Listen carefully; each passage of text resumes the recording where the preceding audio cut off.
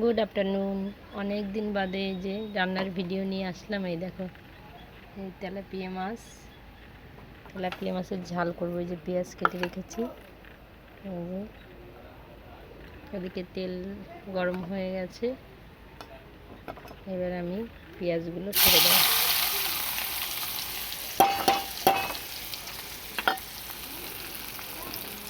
পেঁয়াজগুলোকে আমি লাল লাল করে ভেজে নেব।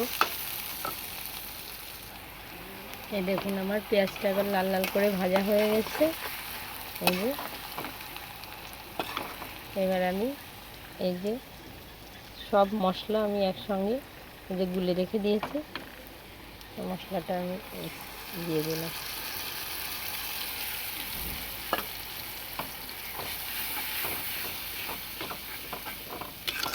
মশলাটা ভালো করে কষিয়ে নেব, যাতে করে মশলা থেকে যখন তেল বেরিয়ে যাবে তখন আমি একটু জল দিয়ে, জলটা ভালো করে ফুটে গেলে তারপর মাছগুলো দেব।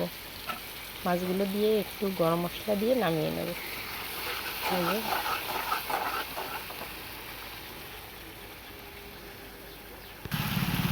এই দেখুন, এই যে মশলা থেকে এই যে তেল ছেড়ে দিয়েছে, মানে আমার মশলাটা রেডি হয়ে গেছে পুরো।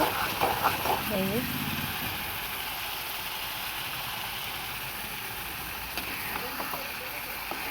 এবার আমি একটু জল দিয়ে দেব পরিমাণ মতো, যে যেরকম ঝোল খাবে সেরকম তার উপরে।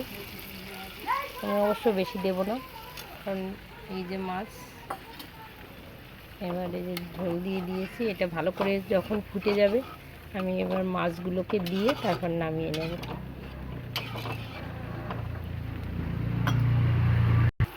এই যে আমার ঝোলটা ভালো করে ফুটে গেছে। এই যে সব মশলা টশলা সব একসঙ্গে মিশে গেছে ঝোলের সঙ্গে। এবার আমি একটা একটা করে মাছগুলো দিয়ে দেব।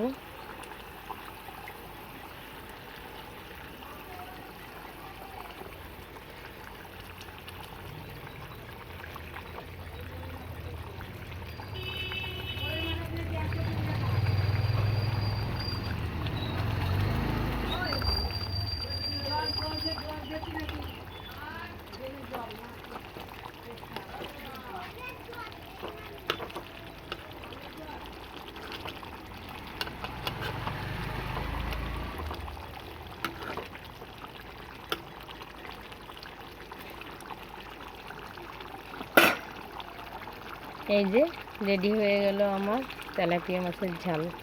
অবশ্য আমি এতটা ঝোল রাখবো না, একটু মাখা মাখা টাইপের করব। যে ঝোল খেতে চায় সে এরকম রাখবে, আর যে ঝোল খেতে না চায় সে একদম একটু শুকনো শুকনো করে নেবে, ঝোলটা একটু কমিয়ে নেবে। তাহলে এই রেডি হয়ে গেল তেলাপিয়া মাছের ঝাল।